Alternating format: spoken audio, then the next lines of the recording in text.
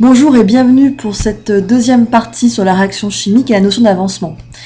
Précédemment, nous avions étudié la notion de réaction chimique et son symbole, l'équation chimique. Et bien dans cette vidéo, nous allons faire un petit peu de vocabulaire pour comprendre deux notions importantes, la notion de mélange stoichiométrique et la notion de réactif limitant.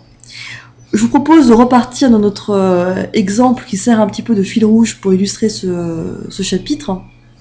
Je vous rappelle l'équation de la réaction chimique étudiée. CU2 plus 2HO- donne CuOH deux fois. Si on lit cette équation, on la lirait de la façon suivante. Quand une mole de CU2 plus réagit avec 2 moles de HO-, il se forme une mole de CuOH deux fois. Les chiffres 1 en chimie, je vous rappelle, qui sont sous-entendus, ne sont pas explicités. Donc ici, on constate que le rapport entre le nombre stoichiométrique des réactifs CU2+, et ion hydroxyde HO-, c'est un rapport de 2. Partons d'une situation fictive où l'on place une mole d'ion CU2+, et 2 moles d'ion hydroxyde HO-. Initialement, on ne va pas mettre encore en contact direct ces deux réactifs, donc puisque la réaction n'a pas encore commencé, c'est tout à fait normal qu'on ne forme pas encore de produit dans ce cas. Si je fais un petit zoom sur les valeurs choisies des quantités de matière initiale des réactifs, on constate qu'il y a aussi un rapport de 2.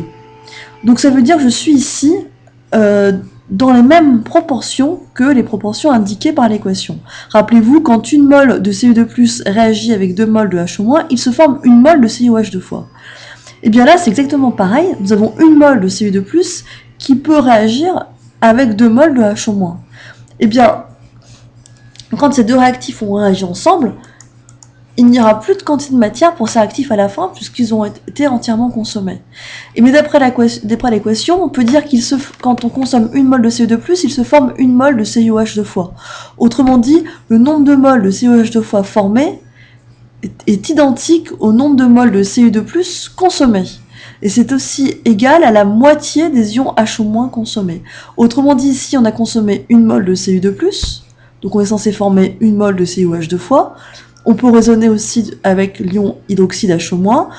On a consommé 2 moles de HO-, on va donc former la moitié, c'est-à-dire 2 divisé par 2, une mole de CuOH deux fois. Prenons un autre exemple, où cette fois, on va placer 1,5 mol d'ion cuivre 2, Cu2+, et 3 moles d'ion hydroxyde HO-.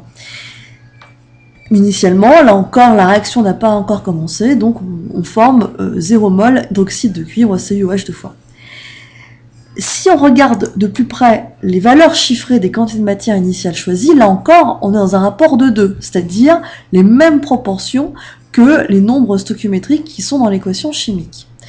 Donc, l'équation nous dit que quand on consomme une mole de C2+, on en consomme le double HO- et on en forme la même quantité de CuOH deux fois.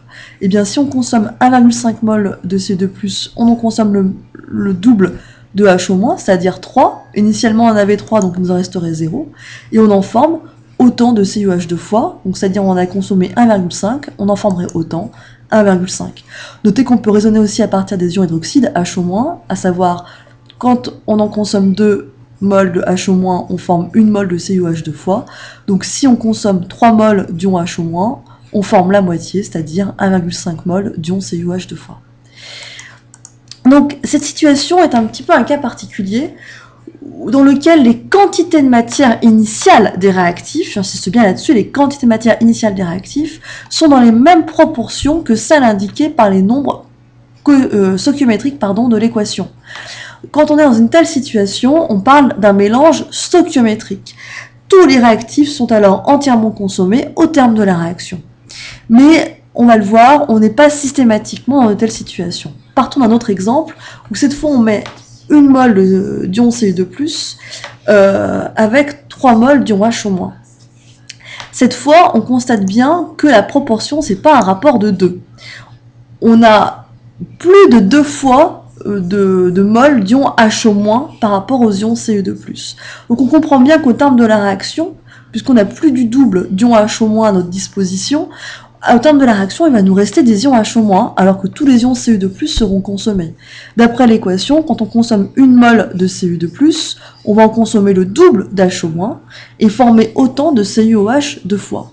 Donc si on a 1 mol de Cu2+, qu'on la consomme, on n'en aura plus à la fin. D'après l'équation, on va donc logiquement consommer 2 fois, à cause de ce coefficient, plus de mol de HO- que de Cu2+. Donc le double de 1, c'est 2. On avait 3 mols initialement de HO-, 3 moins 2, il restera donc 1 mol de HO- non consommé.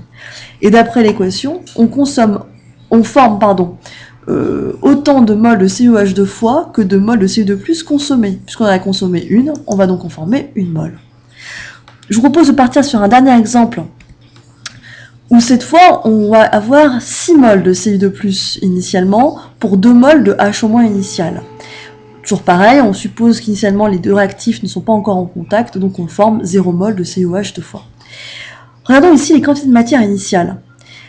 D'après l'équation, pour être dans un mélange stoichiométrique, il faut que le nombre de moles de Cu2+ soit la moitié du nombre de moles de HO-. Or, ici, on constate que ce n'est pas le cas. Le nombre de moles de Cu2+ est 3 fois plus grand que le nombre de moles de HO-. Cette fois, c'est les ions Cu2+ qui seront non nuls. La quantité de matière des ions Cu2+ à la fin sera non nulle, contrairement à la quantité de matière des ions HO-. D'après l'équation, quand on consomme 2 moles d'ions HO-, on en consomme la moitié de Cu2+, et on en forme la moitié de CuOH 2 fois. Initialement, nous avons 2 moles de HO-, à la fin, il nous en restera 0. On va en consommer la moitié de Cu2+, d'après l'équation, donc la moitié de 2, c'est 1. Il y a 6 moles initialement, il nous en restera donc 5 moles, et on va former la moitié de CuOH 2 fois, la moitié de 2, ça reste 1, on formera donc 1 mol de CuOH 2 fois. Cette fois donc, nous ne sommes pas dans un mélange stoichiométrique puisque le rapport entre les quantités de matière initiale n'est pas le même que celui indiqué par les nombres stoichiométriques. Dans ce cas-là, le système va arrêter d'évoluer faute à cause de l'un des deux réactifs. Ce réactif sera qualifié de réactif limitant. Dans l'exemple qu'on vient d'étudier à l'instant, le réactif limitant, c'est les ions HO-, les ions hydroxydes. Le réactif limitant est le réactif entièrement consommé à l'état final de la réaction chimique.